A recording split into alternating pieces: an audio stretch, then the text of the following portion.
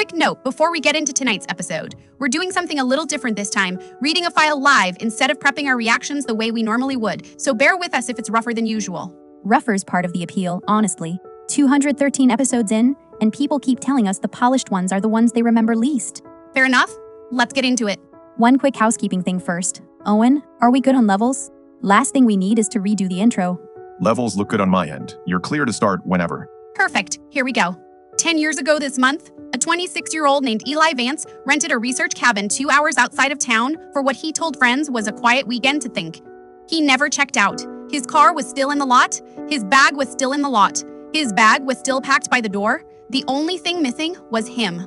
And for 10 years, that's basically all anyone had. A missing person, a peed-through reservation, and a phone that was never recovered. Until 3 weeks ago when our producer got an email. Owen, you want to take this one? You're the one who opened it. Yeah, so no return address, no name attached, just a zip file. Inside it was a full-text export, structured the way a lot of recovery software formats them now. Individual entries, each one tagged by type. Message, image, document. Whoever sent it claims it's the missing phone data, recovered off an old cloud backup. A tagged export. That's oddly clean for something that showed up with no name attached. It is. I noticed that too. Most leaks I get are screenshots or dumped PDF. This one's formatted like it was meant to be read by something, not just someone. We can't verify the sender. We can verify some of the content matches details from the original police file that were never made public. Which is either a very good sign this is real, or a very good sign someone close to the case wants us reading it out loud. For anyone who wasn't around for the original coverage, quick recap. Eli Vance, 26, worked in environmental research. No criminal history, no known enemies. By every account, a genuinely well-liked guy. He told his coworkers he was taking a long weekend to work on a grad school application in peace. The rental was arranged informally through a colleague of his father's, which is part of why it never showed up on any of the usual booking platforms investigators checked. Search efforts started 4 days after he was supposed to check out, once his roommate reported him missing. K9 units covered about a 2-mile radius around the cabin. Nothing. No trail. No scent that held past the tree line for more than a couple hundred feet before it just stopped. The lead detective on the case gave exactly one interview about a year in and said, and I'm quoting this directly, "There is no scenario in the physical evidence that explains where he went, only scenarios that explain why we stopped looking. He retired 18 months later and hasn't spoken publicly about it since." We did try to reach him for tonight's episode too, for what it's worth. His current listed number belongs to someone else now, a woman who told our researchers she's had that number for 6 years and has never once heard of Eli Vance or the case. Which happens. Numbers get recycled, people move on. That's not inherently strange on its own. Agreed. Just wanted it on the record that we tried. His family held a vigil every year on the anniversary for the first 5 years. They stopped after that, not because they gave up, from what I understand, but because a few of them started reporting the same thing independently. Phone calls with no one on the line, always around the same time of night, always for about 11 days a year, then nothing until the next year. We reached out to them ahead of tonight. No response yet. We'll keep you posted if that changes. Bold choice for a Tuesday. Either way, tonight we're reading the files start to finish, live, exactly the way it was sent to us. No editing, no pre-reads. We wanted the reactions you're about to hear to be real. Which, full disclosure, means we have not actually read most of this ourselves yet either. We skimmed the first page, that's it. Let's start at the beginning. Eli checked into the cabin on a Friday afternoon. First message goes out that evening, to a friend the file only ever refers to as Jay. Made it. This place is even more remote than the listing said. I love it already. No Wi-Fi and you love it, that tracks. Call me when you get signal back if you actually want human contact this weekend. I will. Gonna get the fire going and actually finish that proposal draft for once. Proud of you. Don't let the silence get to your head. You know how you get. Rude but fair. Very normal. Very guy on a work retreat energy. Worth mentioning here, since it becomes relevant later. Eli's actual job, day-to-day, was analyzing ambient noise data for environmental monitoring nonprofit. Wind patterns, water tables, that kind of thing. But a piece of what he did involved flagging unexplained low-frequency readings picked up by remote sensors, cataloging them so other researchers could rule out equipment error. So the guy whose job was identifying and explaining away mystery hums in remote areas goes and finds one he can't explain, in a cabin his dad's colleague happened to get him into. Which either means he was uniquely qualified to recognize when something was actually wrong, instead of dismissing it the way most people would. Or it means, whatever this is specifically wanted, somebody who'd know the difference. It stays normal for a while. That's actually one of the reasons I think this is legitimate. Nobody fabricating evidence starts with 2 hours of someone being mildly productive. Give it time. Next message is about 90 minutes later. Okay, this is going to sound insane. Try me. There's a sound coming from outside. Not like an animal. More like when your phone's charging cable buzzes near a speaker, but way lower, and it's not stopping. Turn on a light and go check it out. Probably just the fridge or whatever they've got running out there. Checked. It's not inside. It's coming from the tree line. Here's where I want to pause for context, because this next part is where things start getting specific in a way I wasn't prepared for. The original missing person report, the one the family filed, mentions a low-frequency sound logged by a park ranger doing a routine sweep 2 days after Eli vanished. That detail was never released publicly. And it's sitting right there in a text sent the first night he arrived, before anyone official ever heard anything. Which means either the sender had access to sealed case notes, Or the sound was there the whole time, and nobody thought a work retreat text chain was worth listening to. Quick pause before we keep going. This episode is brought to you by FieldNote, the Case Notes app half our listeners have asked us about for months. FieldNote lets you timestamp, tag, and cross-reference sources the second you find them, which, had we had it 10 years ago, might have made tonight's episode a lot shorter. Use code CALLBLIND for 20% off your first year. Okay, back to the file. Before we keep going, I want to flag something a few listeners sent in after we teased this episode last week. Multiple people independently pointed out that this cabin's general location roughly matches an area with 3 other unresolved disappearances going back almost 40 years. None of them ever officially connected to each other. We looked into that ourselves before tonight. It's real, but roughly matches is doing some work in that sentence. We're talking about a fairly large stretch of forest, and rural disappearances in wooded areas aren't exactly rare statistically. Sure, but 40 years, 4 people, same general region, and every single one of them went quiet mid-conversation with someone. No struggle reported. No one ever positively identified whatever county pulled the eventual paperwork on any of it. I'm not saying it's nothing. I'm saying we don't have enough to call it a pattern yet, and I don't want to build tonight's episode on a connection we can't back up. Noted. For the record, I still think it's worth somebody eventually mapping every one of those cases against a calendar, because 2 of the 4 happened within the same 9-day window, 10 years apart. Add it to the list of things we're not solving tonight. Quick, unrelated thing before we move on. I just went to text my sister the case name so she'd know what tonight's episode was, and my keyboard auto-corrected Ellie Vance to a name I don't recognize at all. Didn't even flag it as a typo, just replaced it clean, like it was a saved word. What name?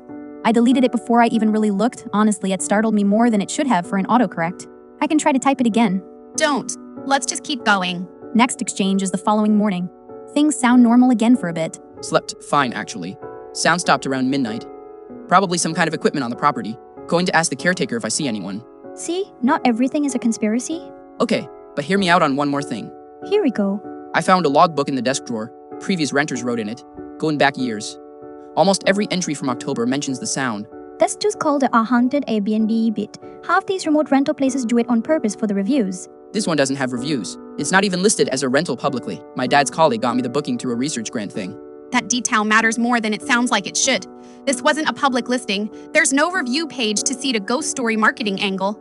If the logbook is real, other people wrote about the same sound, in the same place, for years, with no incentive to make it up.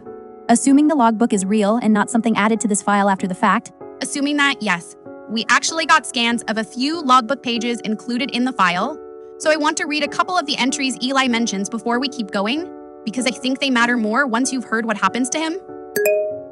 First one's dated 11 years ago, so the year before Ei's own stay. Just says, quote, heard it the first night, told myself it was the pipes. It is not the pipes. Staying anyway because the quiet after it stops is the best sleep I've had in years. The quiet after it stops is the best sleep I've had in years. That's an odd thing to write down if you're scared of something. Next one's from 3 years before that. Shorter. Circle in the clearing is bigger than it was last time we came. Measured it against the old photo. Not possible, but here we are. No signature, no name, just initials. And the oldest one in what got sent to us? Going back almost 20 years now, whatever this is, it isn't unfriendly. It just wants company for a while. Give it that and it lets you go. I think. Ask me next year. Ask me next year. Do we know if that person ever came back? No follow-up entry from that handwriting anywhere else in the log. Doesn't mean anything happened to them necessarily. People just don't read book places sometimes. Sure, that's probably all it is. There's actually a 4th entry in the scans we haven't mentioned. Shorter than the rest, no date at all, wedged into the margin like it was added later. It just says, it wrote back this time. 3 words. Nothing before it, nothing after it. Different pen than the entry next to it. It wrote back. Not I heard it. Wrote. Like whoever logged that thought the sound owed them a reply and got one. We don't know when that was added. Could have been years after the entry next to it. Could have been added to this file after the fact. Same as everything else we can't verify. Could have been. I don't love how much time I've spent tonight already saying could have been about things that keep lining up anyway. Afternoon of day 2, Eli goes looking for whatever's causing it. Found something. There's a clearing about a half-mile out. No trees in a perfect circle, like something's been keeping them from growing there for a long time. Define perfect circle. Like measured. Like someone built this. Sending you a photo but service is basically nothing out here, so it might take a while. Still nothing on my end. Weird. It says delivered. The photo never sent. There's no attachment anywhere in the file. Just that line. It says delivered, and then nothing for 6 hours. We did try to verify the clearing itself independently before tonight. Pulled satellite imagery of the property from 3 different years. And? There's a clearing there, roughly where he describes it. It's genuinely close to circular, which by itself isn't that strange. Plenty of natural clearings form in rough circles around a dead tree or a rock formation. But comparing the 3 years side by side, the clearing's edge moves. Not dramatically, a few feet a year, always inward like it's been slowly closing instead of staying put the way an actual geographic feature would. closing toward what? The cabin? Every year, a little closer to the cabin. We don't have this year's imagery yet, I'm assuming. Newest available is from 8 months ago. I'd rather not speculate about what a current image might show. Fair. 6 hours is the longest gap in the entire conversation up to that point. What happens when it picks back up? This is the part where I need everyone, including Des, to actually sit with what I'm about to read, because I read it earlier setting up tonight's episode and I've been off ever since. You didn't tell me that. I'm telling you now, same as everyone else. Hey, sorry about that. Lost track of time. 6 hours, Ellie. I was about to call the front desk of a place that doesn't have a front desk. Yeah, I know. I'm sorry. The clearing was more interesting than I expected. Interesting how? I don't really remember getting back to the cabin, honestly. Isn't that weird? Ellie, that's not weird, that's concerning. Are you drinking out there alone? I'm not drunk. I just remember standing in the circle and then I remember being back inside and it's dark now. I don't really remember getting back. That's a direct quote, word for word, sitting in a message thread from a guy who, as far as the official record shows, was never diagnosed with anything, never had a documented history of blackouts, seizures, nothing. So either he's lying to his friend about drinking. Or something took 6 hours out of his day and gave nothing back. Can we talk about the phrasing for a second? I just remember standing in the circle and then I remember being back inside. Not, I woke up. Not, I don't know how I got here. He remembers 2 specific moments and nothing in between, like someone skipped a scene. That's actually consistent with something in the sealed file we do have access to, from the K9 search 4 days later. The handler's notes mention the dogs alerting hard at the edge of that same clearing, then completely losing interest about 10 feet in, like the trail just stopped being a trail. Not like he stopped walking, like the ground itself stopped counting as somewhere he'd been. I don't love how much sense that's starting to make. Owen, everything okay back there? Your feed just did something weird for a second. Yeah, sorry, the board flagged an input spike on channel 2 for like a half second. Probably nothing. I'll keep an eye on it. Channel 2's Dez's mic, right? Should be, yeah. Weird timing though, given what you two are reading right now. Don't do that, Owen. Sorry, continuing. There's one more exchange from that same night, later on, that I think matters before we jump to day 3. How are you feeling now? Be honest with me. Better, tired. The hum's back, but it's quieter than before, almost like background noise now. Does that worry you or comfort you? Honestly, I'm not sure anymore. It used to feel like something outside trying to get in. Now it feels more like something that's already inside checking to see if I noticed. Illy, that is not a comforting sentence. That is the opposite of a comforting sentence. Sorry, I don't know how else to describe it. It's not aggressive. It's patient. It's like, it's got all the time it needs and it already knows that. It already knows that. Knows what exactly? He never finishes that thought. He doesn't. The next message is almost 4 hours later, and it's just one line. I keep losing track of which day this is. That's the whole message. No context, no follow-up from Jay for over an hour after that one. Like even she needed a minute to figure out what to say back. When she does respond, it's short. It's day 2. You got there Friday afternoon. Today's Saturday. Are you sure? Ellie, I'm sure. I need you to write it down somewhere you can see it. Today is Saturday. Okay, writing it down. Thank you. I don't think I need to explain why that exchange bothers me more than almost anything else in this file.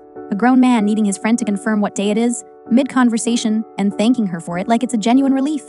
For what it's worth, that's also the longest gap in any of Jay's replies in the entire file. After this point, every one of her responses comes back faster than the last, all the way to the end. I didn't clock that until this week. That's a strange thing to notice about someone worried sick over a missing friend. You'd think the messages would get more frantic, not faster and shorter. There's a small gap after that, about 20 minutes, and then one more line before day 3 starts properly. I think I understand it a little better now. It's not trying to hurt me, it's trying to keep me. Those aren't the same thing, and I don't know which one is worse.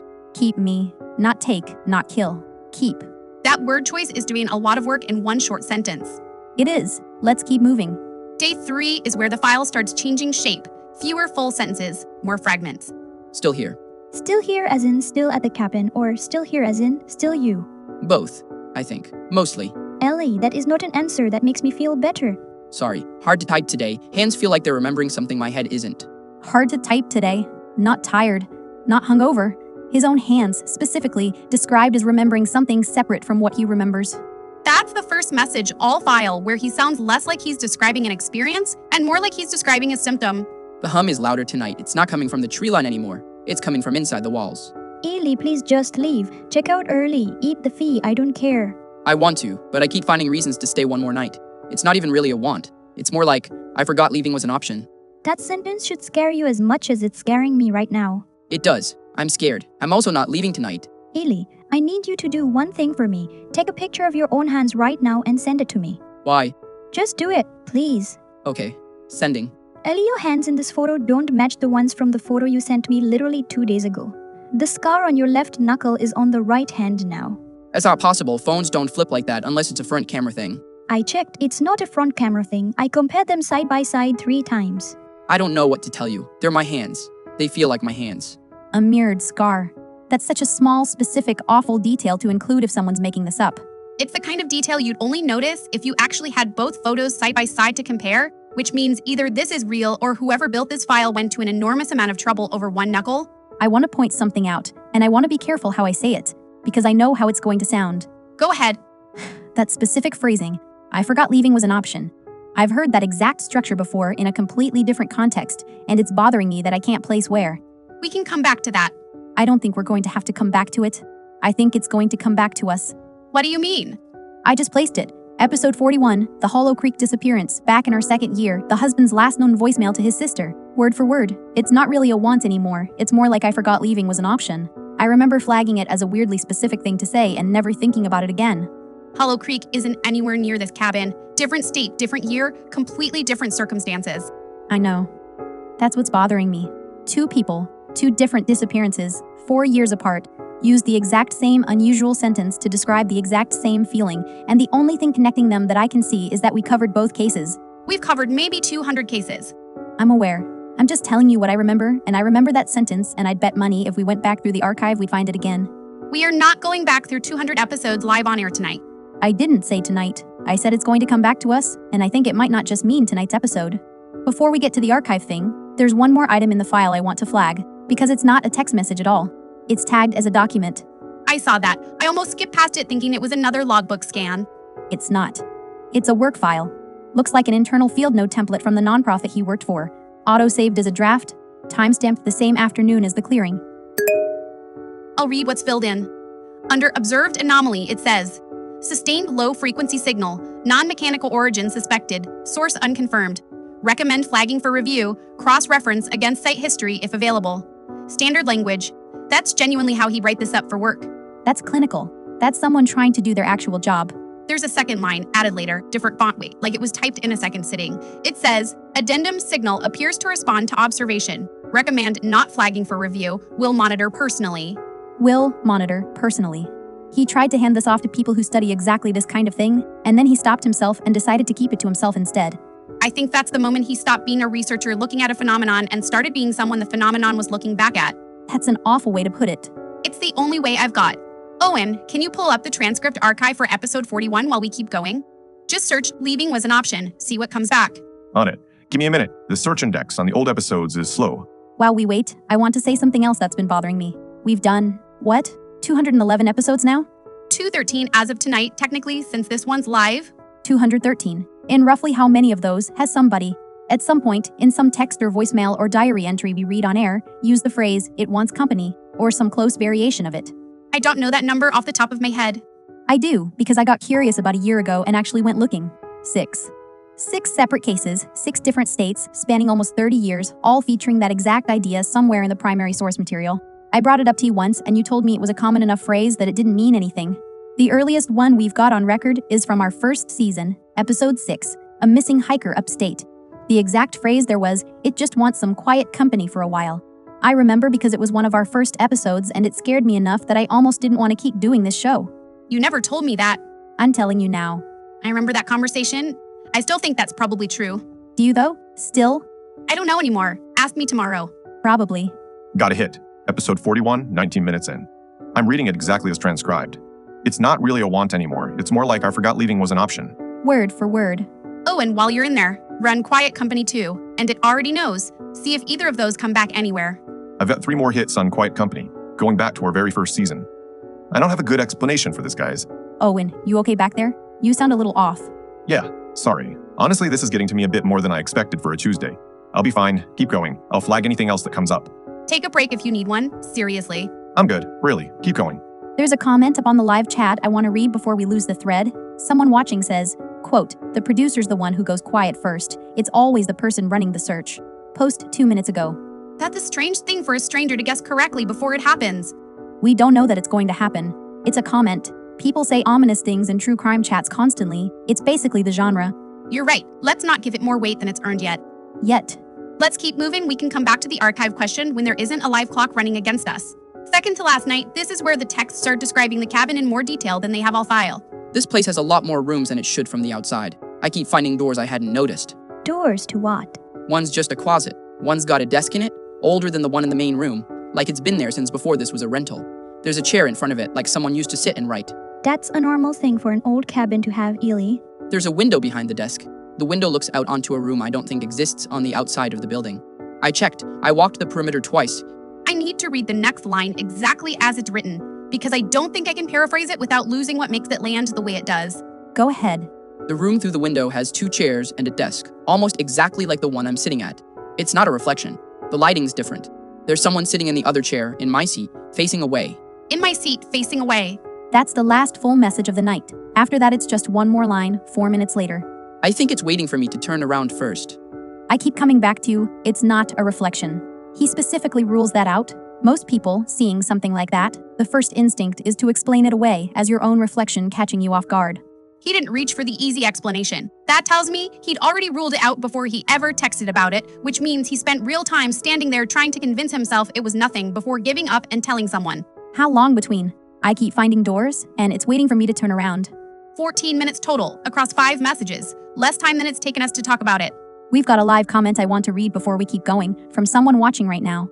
They're saying the description of that back room, 2 chairs and a desk facing a version of the same room, matches something called a waiting room structure that shows up in a few older folklore collections, always described the same way, always tied to places where somebody supposedly never really leaves. And they're telling us not to let him finish describing it, because once he can see the whole room clearly, it's already too late. I hadn't heard that term before tonight. If anyone watching has a source on that, send it our way. We'll look into it properly once we're not mid-file. There's actually something strange happening in the chat right now around that sketch. Before we move on, when we posted the image, a chunk of people are commenting that they can clearly see a second figure standing behind the chair, not just the one sitting in it. An equally large chunk are saying they only see one figure, the one seated, and don't understand what the first group is talking about. Same image, same feed, 2 different things. I refreshed it twice on my end just now. I only see the one seated figure. I want to be honest about that, since I know some of you are going to ask. I see one too, for what it's worth. Makes you wonder if it only shows up for the people already primed to expect it. That's an uncomfortable way to put it, mostly because I think you might be right. Moving on. There's a sketch attached to that message. We got it in the file. I want to be honest, we debated showing it tonight at all. We're showing it. People deserve to see exactly what we're working from. It's not signed.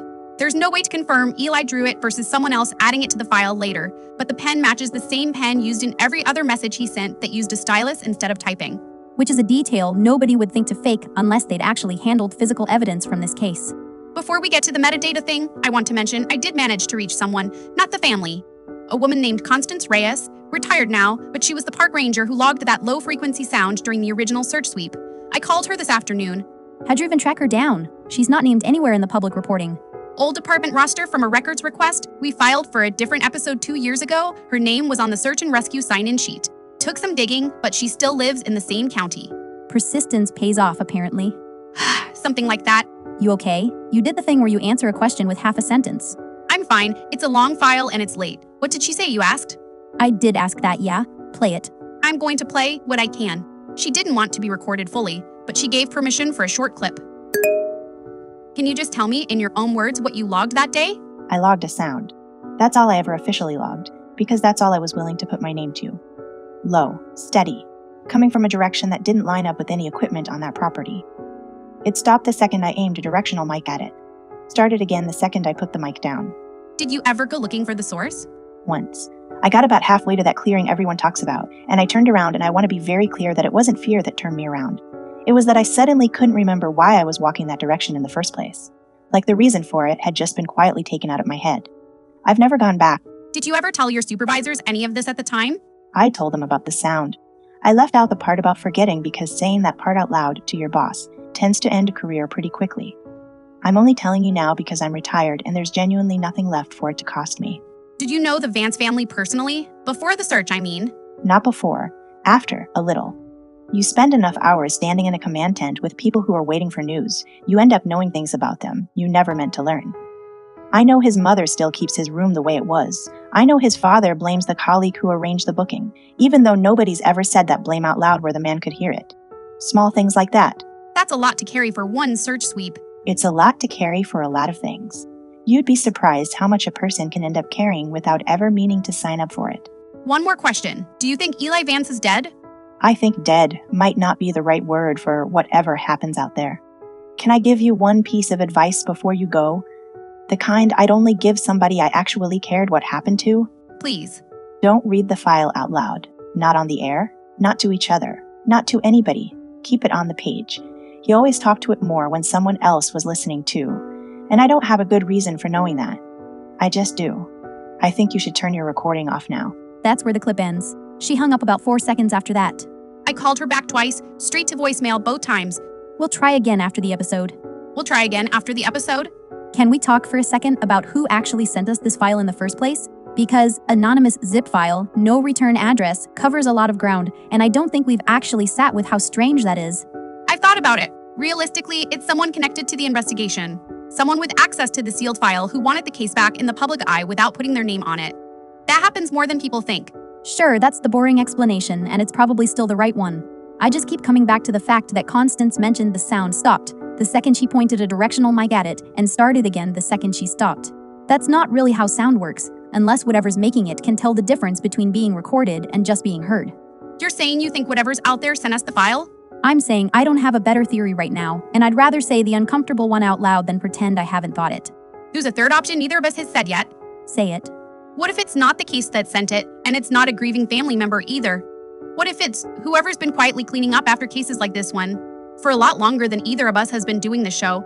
6 cases, 30 years, and not one of them ever got solved publicly. Somebody's been managing that. Managing it how?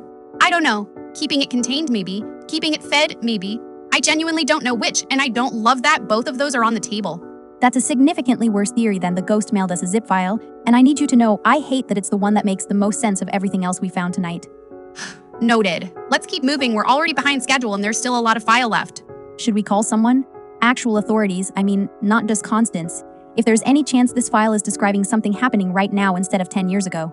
And say what exactly? A missing person's decade-old texts have a wrong timestamp on the file we can't explain? They'd have questions for us we can't answer either. I know how it sounds. I'm asking anyway. If it gets worse from here, we call. I promise you that. I just don't think we're there yet.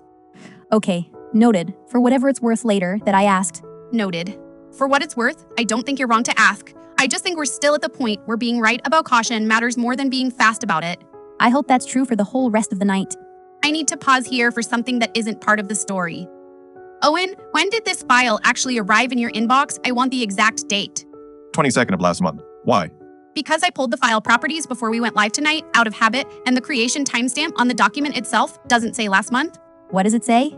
It says today's date, created at 6:52 this evening. That has to be a metadata error. Cloud exports do that constantly. The system stamps the day it was last opened, not the day it was made. I thought that too, so I checked the modified log. There's only one entry, one single edit, one single save, today, 6:52 p.m. We went live at 7. There's an application field too under advanced properties. What's it say? It doesn't say a consumer app name. It says, field archive internal build, followed by a version number I don't recognize from anything public. That's not a recovery tool you download. That sounds like software built for internal use by whoever actually uses it. I tried searching the build string before tonight. Nothing. No company registration, no app store listing, no developer forum mention, nothing. So whoever made the software this file came out of doesn't want to be found either. There's a last access by field 2, cut off, like it's meant to hold a user ID that never got filled in properly. All that's actually there is 3 characters, R7, then nothing. That's not a name. That's a designation, like a case number or a badge. Or an incomplete one. I don't know which is worse, honestly. A batch number that's real, or one that just never finished writing itself. There's one more thing in the properties I almost didn't mention. The file lists an entry count, 218 items total. Messages, images, the logbook scans, the sketch. All of it counted individually. We've read through maybe half of that by my count. So there's more file than we'd gotten to. There's more file than we've gotten to, and I don't know yet whether that's just because we're not done or because it's still adding to itself. Okay, let's not spiral on air. Let's just keep reading and figure out the metadata thing after. Agreed. Where were we? Last full night. There's not much left after the sketch. 2 more exchanges. Illy, please answer me. It's been 4 hours since the last text and I've called 11 times. 11 times. Mara, that's the same number the family mentioned. The phone calls with no one on the line every year for about 11 days. I noticed that too, and I didn't want to say it out loud. Say it now. I'd rather we both said it than just one of us sitting on it. 11 calls that got no answer from Jay the night he disappeared. 11 days a year of calls with no one on the line to the family every year since. I don't think that's a coincidence. I know how to explain away. I actually looked into whether 11 days lines up with anything astronomical or seasonal before tonight, just on a hunch. It roughly tracks with a specific lunar cycle window, the same 11-day stretch every year where the moon's rise time shifts fastest relative to sunset. I don't know what to do with that information. I just didn't want to sit on it. So it's not random. It's tied to something with a schedule. Something with a schedule that's been running a lot longer than 10 years, if the logbook's anything to go by. A lot longer than 10 years, and apparently still keeping perfect time, which is somehow the most unsettling detail in this entire file so far. Maybe. Or I'm pattern matching on nothing because it's late and we're both scared. Both are possible. I don't have anything better, do you? Neither do I. There's something else, and it's small, and I almost didn't bring it up. Owen mentioned this morning off air that his sleep app flagged an irregular pattern in his tracking data going back about 2 weeks. Some kind of recurring dip logged every night around the same time. Times that line up almost exactly with the window Des just described. Owen's sleep app. Not the case file. Owen's actual, personal, unrelated to any of this sleep app. That's what he told me. I didn't think much of it until right now. That's not the case file being strange anymore. That's someone in this building being strange. I know. Let's keep moving. We can ask him about it directly after this next part. My phone just lit up. It's a text from the number I used to reach out to the family earlier. Read it. It just says, please stop reading it out loud. He always talked to it more when someone else was listening too. That's it. That's the whole message. Wait, say that again. Please stop reading it out loud. He always talked to it more when someone else was listening too. That's what Constance said, on the call. Almost word for word before you cut the clip. He always talked to it more when someone else was listening too. That's not a family phrase, Mara. That's her phrase. I know. You said that text came from the family's number. I lied. I'm sorry. I've been lying about that specific thing since before we went live tonight, and I didn't have a good moment to fix it, and then there stopped being a good moment at all. Whose number is it? It's my mother's number. Constance Reyes is my mother. Mara, what? I've known about this case since I was a kid. I didn't grow up hearing about Eli Vance specifically, not by name, but I grew up hearing about the sound. About a stretch of county she wouldn't drive through, about 11 days a year where she wouldn't answer the phone after dark because she said it made her want to answer it wrong. I never told you because for 213 episodes it never once came up as relevant, and then it did, and by then admitting it felt like admitting I'd been lying to you the whole show, not just tonight. You didn't find her through an old department roster. I've had her number memorized since I was 9. I called my own mother and asked her to give a stranger's interview to her daughter's podcast, and she did it because I asked her to, and she hated every second of it, and I could hear that she hated it, and I kept the tape running anyway. Why would she agree to that at all, if it's this dangerous? Because I told her I was doing the episode with or without her, and she'd rather I have real information than go in guessing. That's the actual reason. She's been trying to keep me away from this specific kind of story since I was old enough to pick my own, and every year I do this job anyway, and every year she calls me on the anniversary and doesn't say why. She's never once been wrong about which episodes to worry about either. I used to think she just listened to the show. I don't actually know that's true anymore. Does she know you're reading this one specifically? Tonight, right now? She knows the topic. I don't think she knew we'd actually gotten this far into the file until that text came through just now. So this text isn't a warning about the case in general. It's a warning about exactly where we are in it. I think so, yes. 11 days a year, phone calls with nobody on the line to Eli's family. Is that? I don't know if that's her or not. I've never asked her directly, and I'm not sure I want to know the answer. Live, on air, right now. Okay. I'm not going to make you sit with that in front of everyone, but I need you to actually answer the text this time. Not the safe version, the real one. I'm typing. I know who this is. I'm not stopping. I need you to tell me why. Actually why, not the short version. Sent. Anything back? 3 dots. Typing. Then nothing. It's been over a minute. Keep your phone close. Let us know the second that changes. I will. Let's keep going. We can check again after this next part. I'm driving out there right now. I don't care what time it is. Don't. What? Don't come here. I need you to promise me you won't come here. Why not? Because I think whoever is in the other room only needed one of us to turn around, and I already did. So if you come here, it's going to need something else instead. Do we know if Jay actually went? Is there any record of her showing up at the cabin that night? The original file doesn't say. There's no further texts from her after this point, which could mean she turned around and went home. Or it could mean she got there and whatever happened next didn't involve a phone anymore. There's one strange thing in the metadata around this exact exchange, actually, that I only caught prepping for tonight.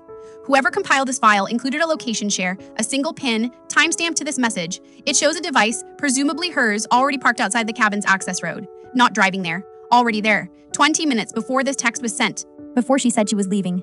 Before she said she was leaving? That doesn't work. That's not how time works. I know. I checked the timestamp 4 times before tonight, assuming I'd misread it. I hadn't. Is Jay even her real name in the file, or is that a redaction someone did before sending it to us? I don't know. I've wondered the same thing. We don't have a last name, no other identifying details, nothing to search. That's a strange thing to redact if this is really just a straightforward leak from someone close to the case. It is. I don't have a good answer for that either. Let's actually check something instead of just wondering about it. Eli's phone contacts got pulled as part of the original investigation. That's public record. We cited it 200 episodes ago on a different case's cross-reference. Pull up Jay. I have it open. There's an entry. Just the letter, no last name, exactly like the file. No photo, no linked email, no linked account. Nothing else attached to it, which is strange on its own. Most contacts pick up at least a little metadata over time just from normal phone use. When was it added? The contact was created the same week he checked into the cabin, not before. That's strange, but it's not proof of anything by itself. People make new contacts for old friends all the time.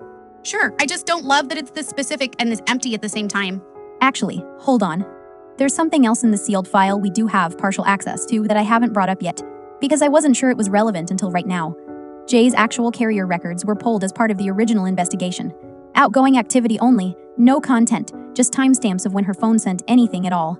I have it open. What am I looking for? Line them up against the file. Every message credited to Jay and what we've been reading, against every timestamp her actual phone shows sending something. They match. Everyone all the way through day 2, right up through Ellie that is not a comforting sentence. For example, the message, "How are you feeling now? Be honest with me," in the file is timestamped 9:14 p.m. Her phone's outgoing log shows nothing sent at 9:14. Nearest actual outgoing activity on her real phone that whole night is 9:02, 12 minutes earlier, and there's no message in the file logged at 9:02 at all. So, there's an actual message her phone sent that never made it into what we've been reading. Possibly. Or it made it in under a different timestamp than the one her phone actually logged, which is its own kind of impossible. Keep going. Is it cold in here to you? A little. I thought that was just me. It wasn't like this an hour ago. I'm going to keep going because I don't know what else to do with that information right now. They stop matching after that. Her phone's outgoing log goes quiet for the rest of that night. There's scattered activity again over the next 2 days, but nowhere near enough to account for everything credited to her in this file from that point forward. But the file keeps going. Jay keeps replying, that whole gap. How are you feeling now? Be honest with me. All of it. All of it, with no matching outgoing activity on her actual phone to explain most of it. So either her phone data is incomplete, or something started answering as her before she'd even gone to sleep that night, and stopped needing her phone to keep doing it. And every reply after that point comes back faster than the one before it. Every single one. I went back and timed them after Owen mentioned it earlier. It never breaks pattern, not once, all the way to the end of the file. I keep thinking about what you said hours ago about Eli's actual job. Flagging ambient signal patterns other people would write off as equipment error, cataloging them so nobody else had to notice. He spent his career getting paid to catch exactly this kind of thing, and he never once turned that skill on his own phone. Would you? Would either of us, if it sounded exactly like someone we already loved, using words she'd actually use? No, I don't think I would. That's the second to last message. What's the last one? There isn't a last one in the way you'd expect. There's a draft. A draft? The file includes an unsent draft, timestamped for tonight, not 10 years ago. Tonight, later than right now, by about 40 minutes. That's not possible. This is supposed to be a 10-year-old export. I know. I've read it 3 times trying to find an explanation that isn't the obvious one, and I don't have one. Read it. Whatever it says, just read it. Item 218, last one in the count I mentioned earlier. The last one. Of course it is. If anyone ever reads this, it means it finally got tired of waiting for me to finish it myself. It doesn't want a message. It wants a listener. It wants the sound of someone reading this exact sentence out loud in a room with the working microphone in it.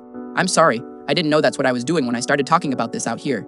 Please, whoever you are, stop reading before. The sentence cuts off there, mid-word, mid-thought. Please, whoever you are, stop reading before, and then nothing. We already read it. That warning was for us, and we already read past it before either of us understood what it was. I know, I keep thinking that if we'd stopped one line earlier, none of this happens, and I don't actually know if that's true, but I can't stop thinking it. It wants a listener, not him, a listener. Anyone with a working microphone in the room. That's not about Eli specifically at all, is it? It never was. Mara, I see it too. the timestamp. I know. It updated. It says now. It says right now. Owen, are you seeing the timestamp update on your end too? Yeah, I'm looking at it right now. Hold on, my talkback line just started showing text instead of passing audio. There's a caption running under my own mic that I'm not saying. It says, guys, hold on. Something's wrong with the board. Channel 2 just went fully silent. I've got no signal at all off Dez's. Owen? Give me a second. I'm resetting the... That comment from earlier, the one about the producer going quiet first. I remember. Owen? Owen, say something. The board's still showing him connected. The light's still green. He's just not. There's nothing coming through. Channel 2. That's the same channel that spiked earlier when we were reading about the 6-hour gap. I made a joke about it. I actually made a joke about it. You didn't know. I know I didn't know. That doesn't make it feel any better right now. Go check on him, physically, right now. If I leave this room, I don't know that I come back to finish this with you. And I don't think either of us should be alone right now. Then what do? We can't just sit here. We have 30 seconds of unfinished sentence sitting on the desk in front of us and a producer who isn't answering. That's what we do. We deal with the actual thing in the actual room. This is insane. This is genuinely insane. We are true crime hosts. We cover things that happen to other people. This isn't supposed to be a thing that happens to us on a Tuesday. I know, but it is. Right now, so we can be scared about that later. Promise me we're scared about it together later, not separately. Together, I promise. We should stop. We should just stop right now. Cut the feed. Deal with this after. I don't think stopping is the safe option anymore. I think it wants the sentence finished. I think that's what it's wanted since the first message. You cannot be seriously suggesting we finish reading a threat that told us to stop. I'm not suggesting we finish it exactly as written. I'm suggesting we finish it our way, out loud, on our own terms, instead of leaving it hanging the way Eli did. That's not the same thing, and you know it. Maybe not, but sitting here in dead air with an unfinished sentence and a silent producer isn't better. If this goes wrong, I need you to know I don't blame you for any of it. Not the file, not tonight, none of it. Don't do that. Don't talk like we're already past the part where this goes right. I'm not. I just needed to say it while I still could. Okay, what do we say? We say what actually happened, not his draft, ours. Before we say anything else, I want to try something, and I need you to not talk me out of it. What? The number. Jay's number, the one from the original file. I want to text it, live, right now, on air. That number's been disconnected for 10 years, Des. We tried reaching people related to this case all episode. I know. I want to try it anyway. I'd rather know than keep sitting here guessing. My mother spent 30 years making sure nobody ever asked this thing a direct question on the record. I think that's exactly why nobody's ever gotten a straight answer out of it. So we ask. Do it. Typing now. Are you there? Sending. It went through. It says delivered. A number that's been dead for 10 years just accepted a text. Wait. It's typing back. It started typing back before I even finished pressing send. I watched the dots start while my thumb was still on the screen. That's not possible. You have to send a message before anyone can respond to it. I know how texting works, Mara. I'm telling you what I watched happen. I've been here the whole time. You just finally asked the right question out loud on a working microphone with someone else listening too. That's the sentence. That's Constance's sentence. That's the sentence from the draft. It's the same sentence every time, isn't it? It's always been the same sentence. Look at the file count. What? The properties. 218 items, I told you that earlier. Look at it now. 219. There's a new item. It's not a message. The type field changed. It says live feed. A live feed of what? We don't have a two-way camera hooked into some 10-year-old case file. That's not how any of this works. There's no listed source for it. No file path, no camera ID, nothing. Just the type and a feed. Open it. I don't think I want to. Open it. We've read everything else out loud tonight. We're not stopping now.